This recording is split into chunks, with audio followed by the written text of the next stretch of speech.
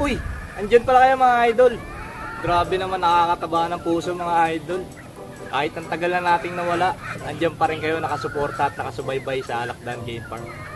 Alam nyo ba mga idol na sobrang na-miss ko kayo? Alam ko rin na sobrang na-miss nyo ako. Kaya ito mga idol, andito na naman tayo ngayon. Kasi nung mga nakaraang araw mga idol, naranasan natin yung mga matitinding pagsubok sa buhay mga idol. Kaya ito mga idol, tinuloy-tuloy lang natin.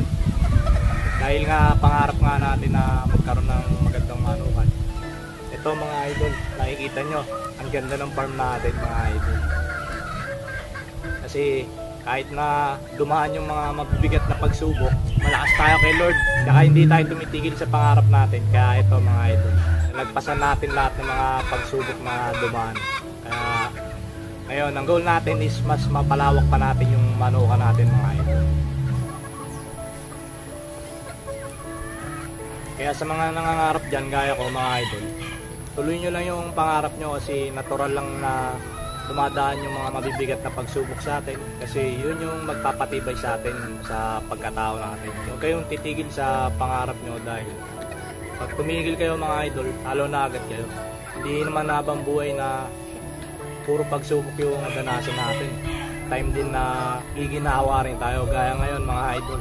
Kung alam nyo lang yung pinagdaanan ko nakaraan, lugmok na lugmok ako mga idol. Pero ngayon, tignan nyo naman, hindi ko sinukuhan to mga idol. Kaya ngayon, ginawa na tayo sobra mga idol. Kaya nagpapasalamat din ako sa lahat ng sumusuporta sa Alakdan Game Farm. Kasi nandito na tayo sa magandang kalagayan mga idol. Basta yun lang mga idol, tuloy nyo lang yung pangarap nyo. Kung nakaya ko, kaya nyo rin mga idol. From rooftop to game farm, basta lagi lang tayo mangarap mga idol. So yun mga idol, medyo mahaba na yung kwentuhan natin. Balik na tayo sa topic natin. Pero bago yan, isang magandang araw sa inyong lahat. Yan. Meron kasi nagtanong sa atin mga idol, kung paano daw ba natin napapabulto yung katawan ng manok natin. Kasi dati meron tayong feeding mixture na tinatawag natin last vlog na secret mixture. Yun. Although effective naman yun mga idol, pero meron tayo ngayon na mas upgraded mga idol. Talagang subok na to mga idol. Kaya kung interesado ka na pabukayin yung katawan ng manok mo, yan, tapusin mo ang video na to.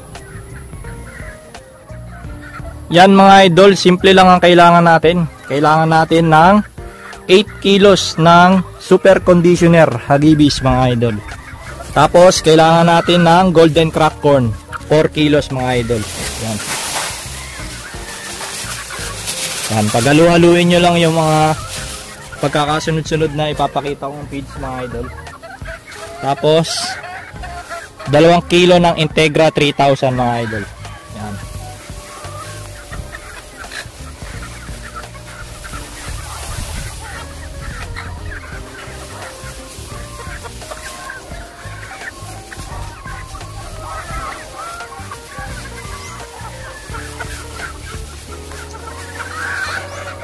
Tapos 2 kilo ng hog starter. Yung bimig mga idol ah.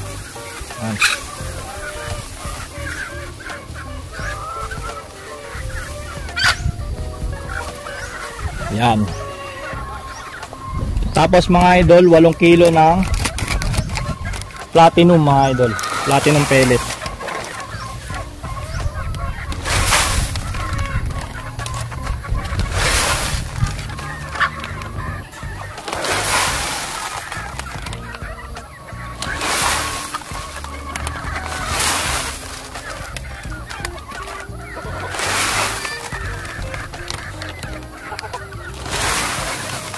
Yan mga idol, 8 kilo ng platinum. Bali ang total kilograms na itong feeding mixture natin is 24 kilograms.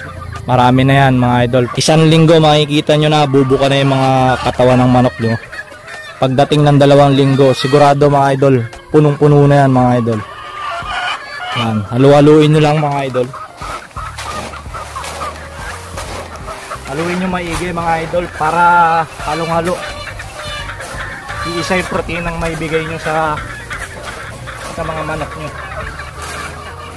Kasi pag hindi nyo hinalo, yung iba bubuka, yung iba hindi. Kaya kailangan halong-halo.